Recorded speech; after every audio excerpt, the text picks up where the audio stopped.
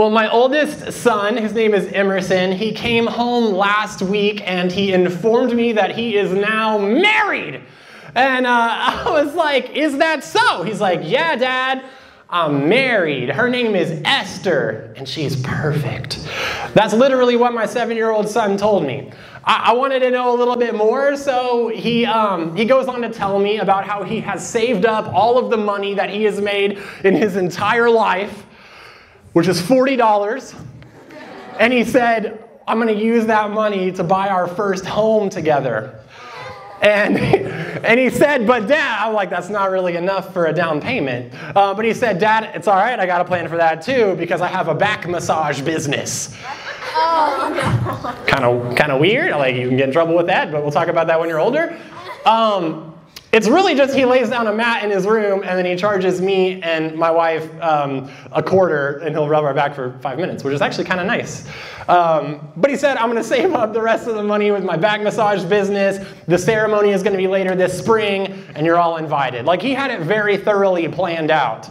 And I started thinking, like, if he's already talking about relationships at this age and trying to explore and navigate what that really means, then in middle school and high school, like, we've definitely got to be talking about it too, right? But I wondered how he had this idea in his head that he has to find this person, that he has to find the one that he's going to be in a relationship with. And I thought, well, like, he sees me and my wife together, and he's just like, maybe that's what I'm supposed to do. But also, I thought about, well, it's God's design for us, because in the very beginning, just like God, the Father, the Son, and the Holy Spirit are kind of together, he created people in his image to be together. Like, he was like, it wasn't good for this first one to be alone, so I created a helper suitable for him, right? And so they were going to be in relationship and do this life thing together. So it's put in us by God, but it's also put in us by culture. Like, I think about movies I've seen and stuff, and I'm like, well, Harry Potter has Hermione, right? However you say that. And then you've got Peter Parker, Spider-Man's got MJ, so cute. You've even got Will and Eleven, and I'm pretty sure they're in, like, elementary school or something.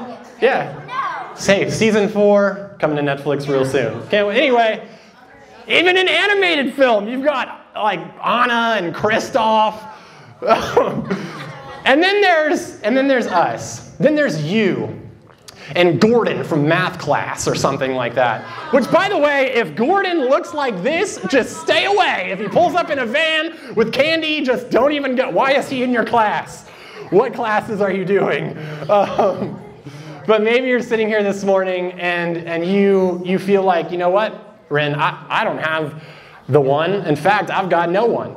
I put myself out there and I just constantly get rejected, and you're starting to feel like maybe there's something wrong with you. Maybe you put yourself out there and you said, I like you to someone, and then you just got friend-zoned real hard, and now it's all weird. Maybe you've been with someone in a relationship for a year or something, and it's great. Or like I said, maybe the thought of dating just freaks you out. But I'm going to throw this word around dating a lot during this series, which I hope you'll be here for all 4 sessions of. But when I say dating, I'm really just defining it as being in a relationship with someone where they mean more to you than just being good friends.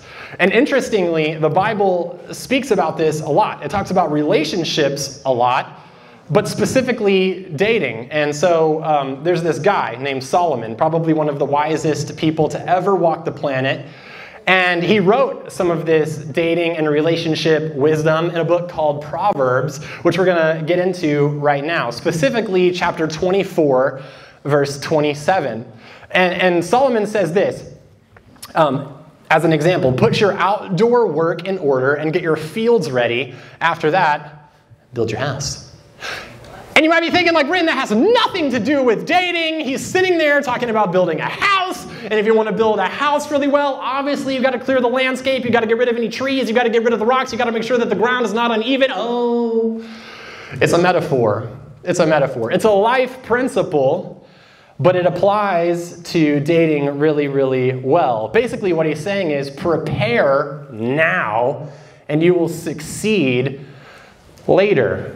My dad told me this after my first real devastating, heartbreaking breakup in high school.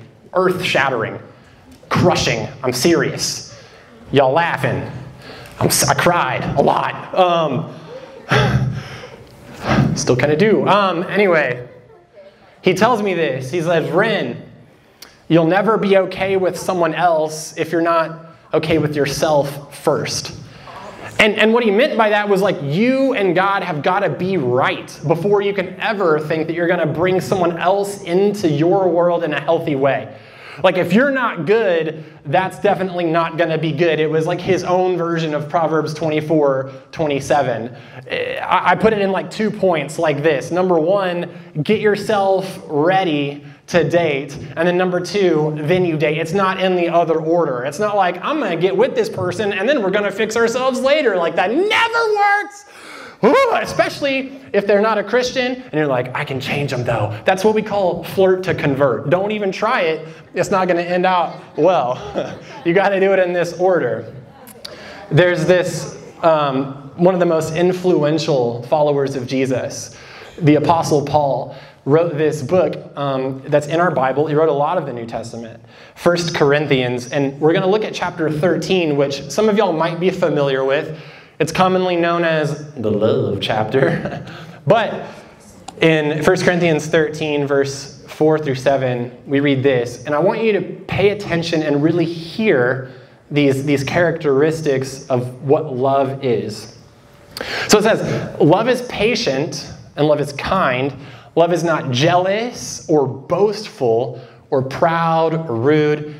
Love doesn't demand its own way. It's not irritable, and it keeps no record of being wronged. Love doesn't rejoice about injustice, but rejoices whenever truth wins out. Love never gives up. Love never loses faith.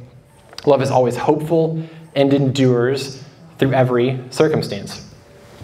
I don't know about you, but I want something like that. When I think about the person I want to be in a relationship with, I want someone who embodies all of these things. I want someone who's going to be like, that's the list.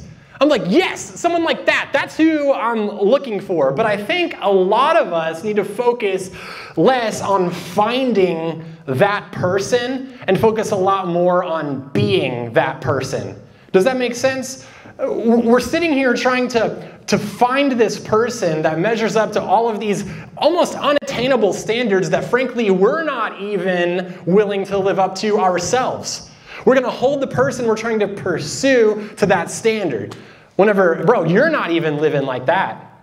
So how about you get your fields ready? How about you put your outdoor work in order first, and then worry about building your house? The bottom line for this morning is becoming the one is better than finding the one.